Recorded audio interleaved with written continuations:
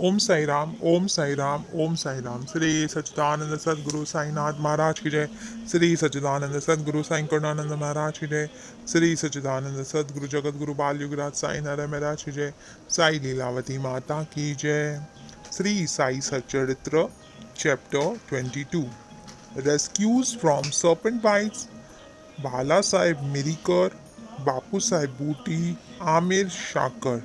Hemadpant Baba's opinion regarding killing of serpents. Preliminary. How to meditate on Baba. No one has been able to fathom the nature or the form of Almighty. Even the Vedas and the thousand-tongued Shesha are not able to describe it fully. The devotees also cannot know, but only look at the form of the Lord, for they know that his feet are only refuge.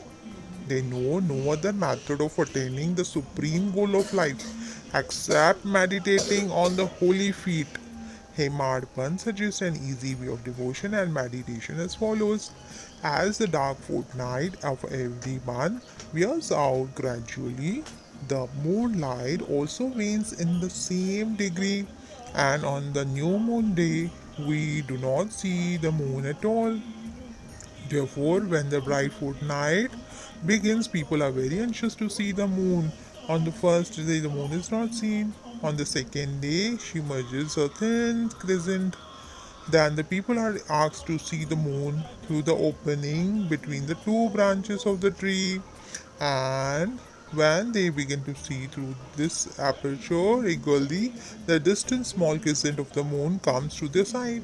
Following this instance, let us see Baba's form. Look at his Baba's posture, how fine it is. He is sitting with his legs folded, the right leg held across and the left knee. The fingers of his left hand are spread on the right foot. On the toe he has spread his two fingers, the index and middle.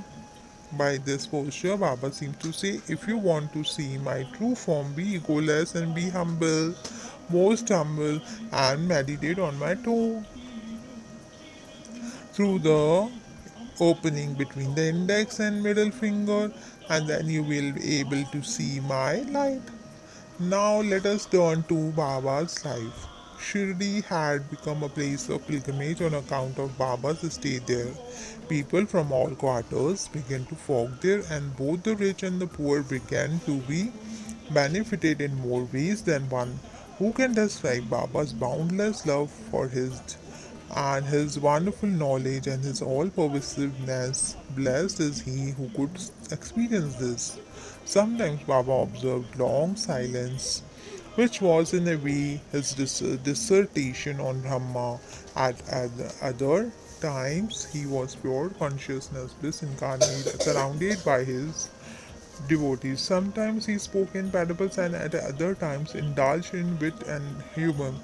At times he was quite calm, and at times he seemed unbragged. Sometimes he gave his teachings in a nutshell, in other times he argued at length. Many a time he was very direct in his way. He gave varied instructions to many according to their requirements. His life was therefore inscrutable beyond the ken of our mind, intellect, and speech. Our longing to see his ways, to talk with him, and hear his leelas was never satisfied. Still, we are overflowing with joy. You can watch the showers of rain, capture the wind in a leather bag, but who can measure his leelas? Now we deal here with one aspect of him, that is, we how he anticipated or forestalled the calamities of his devotees and warned them in time. Balasaheb Mirikar. Balasaheb Mirikar, son of Sardar Kaka Sahib Mirikar, was Mamladar of Kupargaon. He was going on to Chitali. On the way, he came to Shirdi to see Sai Baba. When he went to the masjid and prostrated himself before Baba, the usual conversation regarding health and other matters commenced. When Baba sounded a note of warning. Do you know our Dwarka Mai? As Bala Sahib did not understand, he kept quiet. Baba continued. This is our Dwarka Mai, where you are sitting. She wards off all dangerous anxiety of children who sit on her lap. This Masjid Mai, its presiding deity, is very merciful. She is a merciful mother of the simple devotees whom she will save in calamities. Once a person sits on her lap, all his troubles are over. He who rests in her shade gets bliss. This Baba gave him Udi and placed his hand on his head.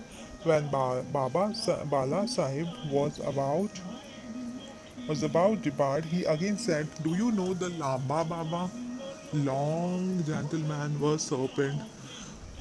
And then closing the left fist, he brought it under the right elbow and moving his left arm like the hood of the serpent said, "He is so terrible, but what can he do to the children of the Dwarka Mai? When the Dwarka Mai is presiding deity protects, what can the serpent do?"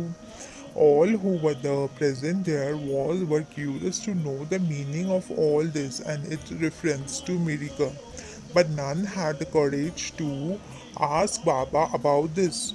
Then Balasaheb saluted Baba and left the masjid with Shama.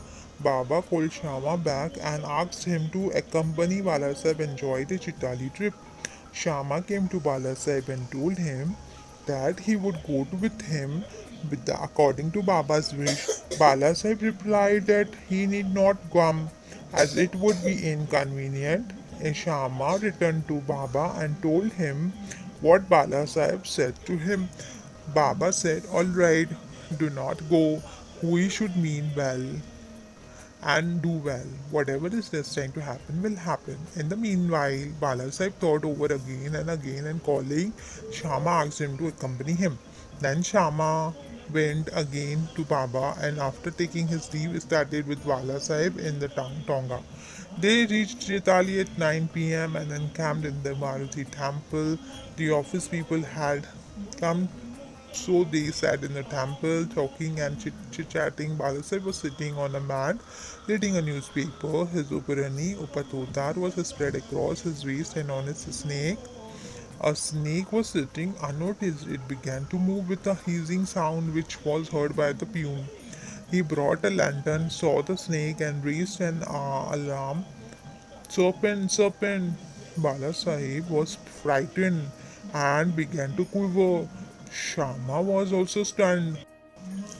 Then he and others moved quietly and took sticks and clubs in their hands, and the snake got slowly down the waist and moved away from Balasaheb, and it was immediately done to death. Thus, this calamity which was professed by Baba was averted, and the Balasaheb devotion in Baba was confirmed. Bapu Sahib Bhuti, a great astrologer named Nana Sahib Dangle, told Bapu Sahib Booty, who was then in Shirdi, "Today is an auspicious day for you. There is a danger for your life." This made Babu Sahib restless when they are usually came to masjid. Baba said to Babu Sahib, "What does this Nana say? He foretells the death for you." "Well, you need not to be afraid. Tell him, let us see how death kills." Then later in the evening, Babu Sahib went to his privy for easing himself, where he saw a snake. His servant saw it and lifted a stone to strike it. Babu Sahib asked him to get a big stick, but before the servant returned with the stick, the snake was seen moving away and soon disappeared.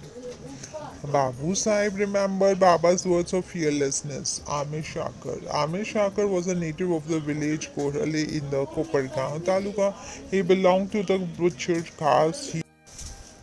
He worked as a commission agent in Bandra. Mumbai was well known there. He once suffered from rheumatism, which gave him much pain. He then remembered Allah God, left his business and went to Shirdi and prayed to Baba to relieve him from this malady. Baba then stationed him in Chawdi. The Chawdi was then a damned, unhealthy place, unfit for such a patient. Any other place in the village of Korale itself would have been better for Amit, but Baba's word was a command. The chief magician, Baba, did not allow him to come to the masjid but fixed him in the chawdi every morning and evening. Every alternate day, Baba went to the chawdi in the procession and slept there.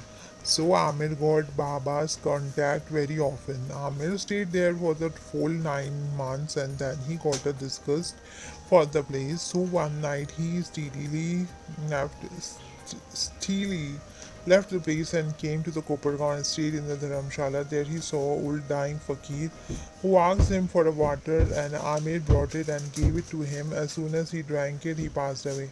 Now, Amir was in a fix. He thought that if he went and informed the authorities, he would be held responsible for the death as he was a first and sole informant and knew something about it. He repented for his action with leaving Shirdi without Baba's permission and prayed to Baba. He then determined to return to Shirdi and same night he retreated, remembering and muttering Baba's name all the way and reached Shady before daybreak, became free from anxiety. Then he lived in the Chowdi in the perfect accordance with the Baba's wishes and orders and got himself cured. One night it so happened that Baba cried at midnight, "O Abdul, some devilish creature is dashing against the side of my bed." Abdul came with the lantern and examined Baba's bed but found nothing. Baba asked him to examine carefully all the place and began to strike the ground with his satka.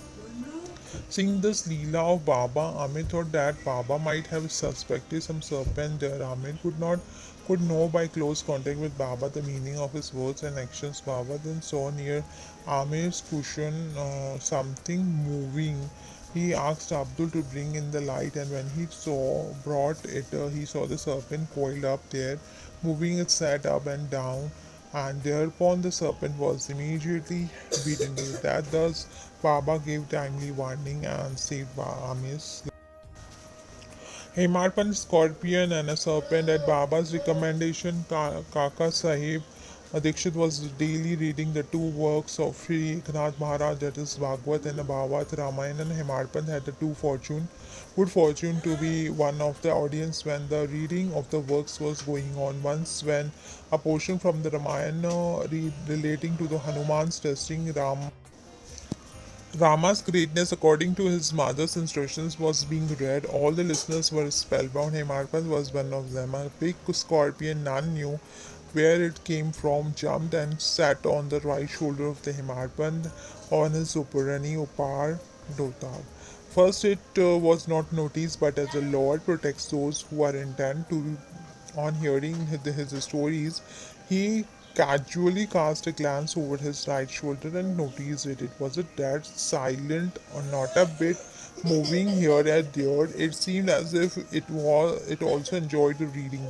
Then by the Lord's grace, Himarpan, without disturbing the audience, took the two ends of his dotar, folded them, and brought them together and closing the scorpion within. Then he went out and threw it in a garden. And on another occasion, some persons were sitting in the upper floor of the Kakasepwara Swada just before nightfall when a serpent crept through a hole in the window frame and sat coiled up.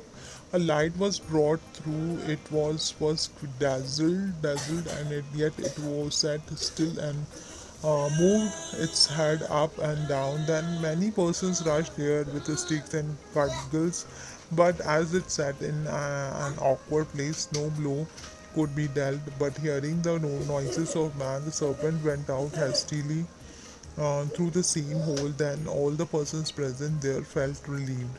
Baba's opinion, the one devotee named Mukta Ram then said that it was good that the poor creatures escaped. Himarpan challenged him, saying that the serpents should better be killed. There was a hot discussion between them, and the former contended that the serpents and the such creatures should not be killed. The latter that they should be. As night came on, the discussions came to an end without any discussions being arrived at. The next day, the question was referred to Baba, who gave it a settled opinion as follows: God lives in all beings and creatures, whether they be serpents or scorpions. Them is a great wide ruler of the world, and all being serpents, scorpions, etc., obey his command. Unless he wills it, nobody can do any harm to others. The world is all dependent on him, and no one else is independent. So we should take pity and love all creatures, leave off killings, and be patient. The Lord God is protector of all. Bo to Sri Sai, peace be to all. Sri Sachidananda Sadguru Sai Nath Maharaj ki jai. Sri Sachidananda Sadguru Sai Karnananda Maharaj ki jai. Sri Sachidananda Jagat Guru Balugiraj Sai Nara Maharaj ki jai. Sai Leelavati Mata ki jai. Om Sai Ram.